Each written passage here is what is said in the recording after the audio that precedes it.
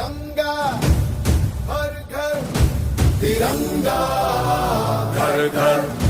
तिरंगा મળે છે ઉપર કેસરી વચ્ચે સફેદ અને નીચે લીલો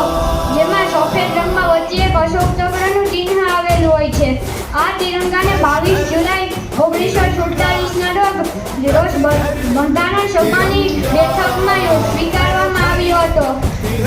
જેમાં કેસરી રંગ હિંમત અને બલિદાનનો પ્રતીક છે સફેદ રંગ શાંતિ અને સત્યનો પ્રતીક છે લીલો રંગ સુખ અને સમૃદ્ધિનો પ્રતીક છે જ્યારે અશોક ચક્ર એકતા અને ધર્મનો પ્રતીક છે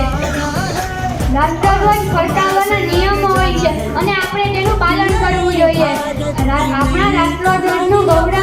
જળવાઈ રહે તે જોવાની આપણા સૌની ફરજ બને છે આ વખતે આઝાદીના 77 વર્ષ પૂર્ણ થતા ભારત સરકારે હર ઘર તિરંગા અભિયાનની ઝુંબેશ ચલાવવામાં આવે છે દેશના કરોડો લોકો પોતાના ઘર પર તિરંગો